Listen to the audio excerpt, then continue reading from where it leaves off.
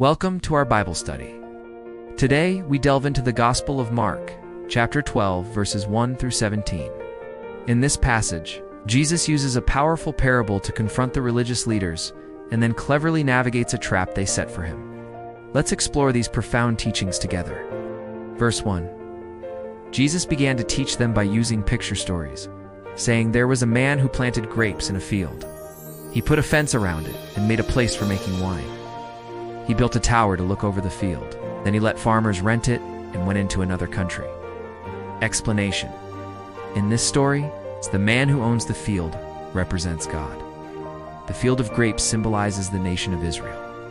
God provided everything Israel needed to flourish, represented by the fence, the winepress, and the tower. He entrusted the care of his people to the religious leaders of that time, who were the farmers in this story. Verse 2. The time came for gathering the grapes. He sent his servant to the farmers to get some of the grapes. Explanation. The time for gathering grapes signifies a time of accountability. God, the owner, expected to see the fruit of righteousness and obedience from his people, which the leaders were responsible for cultivating. The servant represents the prophets God sent to call Israel back to him.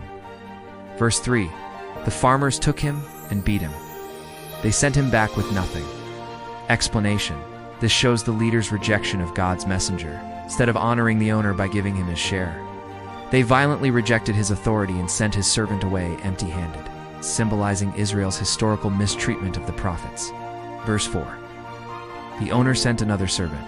The farmers threw stones at him and hit him on the head and did other bad things to him. Explanation. God's patience is shown as he sends another messenger. However, the leader's rebellion escalates.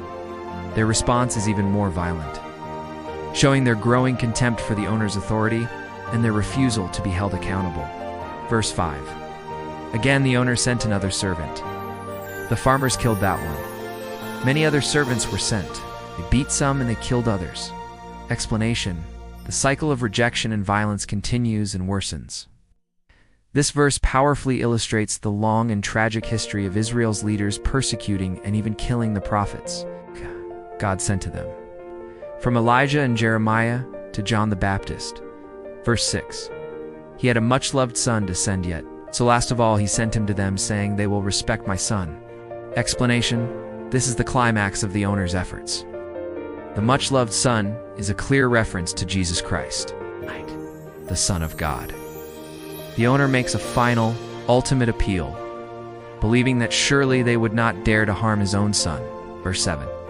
The farmers said to themselves, this is the one who will get everything when the owner dies. Let us kill him, and we will get everything. Explanation. The leader's motive is exposed.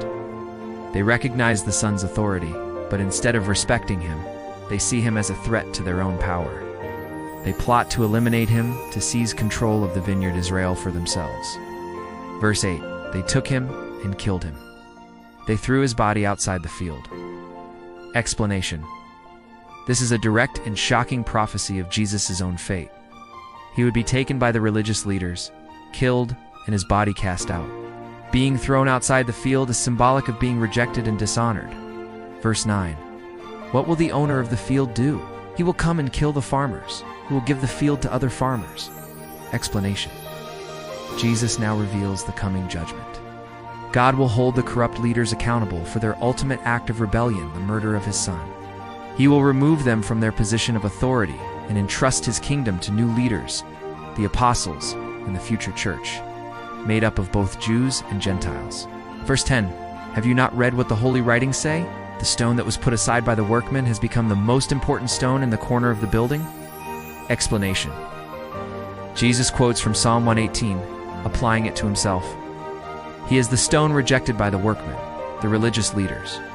Despite their rejection, God would make him the cornerstone, the essential foundation of a new spiritual house, the church. Verse 11. The Lord has done this. It is great in our eyes. Explanation. Jesus emphasizes that his coming exaltation, despite his rejection by men, is God's divine plan. It is a marvelous work of God that would leave all who understand it in awe. Verse 12. The leaders wanted to take him, but they were afraid of the people. They knew he had told the picture story against them, and they left him and went away. Explanation. The leaders understood the parable perfectly. They knew Jesus was accusing them of being the wicked farmers. Their desire to arrest him proves the truth of the story, but their fear of the crowds, who respected Jesus, temporarily stopped them. Verse 13. Some of the proud religious law keepers and Herod's men were sent to trap Jesus in his talk. Explanation: having failed to silence him with the parable, Jesus' enemies try a new tactic. They send two opposing groups, the Pharisees and the Herodians, who unite in their mission to trick Jesus into saying something that could be used against him. Verse 14. They came to him and said, "Teacher, we know you are true. We know you are not afraid of what men think or say about you.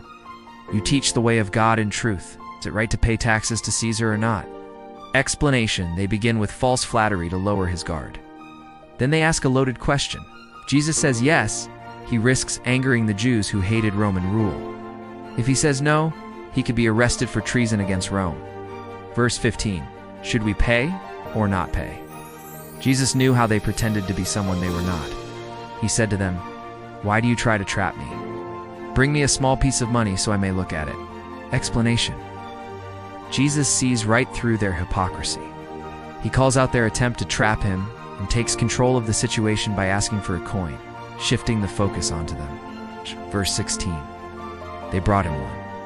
He asked them, "Whose picture is this? Whose name is on it?" They answered, "Caesar's." Explanation: by producing a Roman coin, they admit that they participate in Caesar's economic system. The coin itself, bearing the emperor's image and title, is a symbol of the civil authority they live under. Verse 17. Then Jesus said to them, "Pay to Caesar the things that belong to Caesar. Pay to God the things that belong to God." They were surprised and wondered at him. Explanation: this is one of Jesus' most famous teachings. He brilliantly avoids their trap by establishing two distinct realms of authority. Believers have a civic duty to the government, paying taxes, and a spiritual duty to God, giving him our worship, hearts, and lives. His answer was so wise that it left his enemies speechless. I love reading your comments. Tell me if you want to be saved, and I'll help you with that.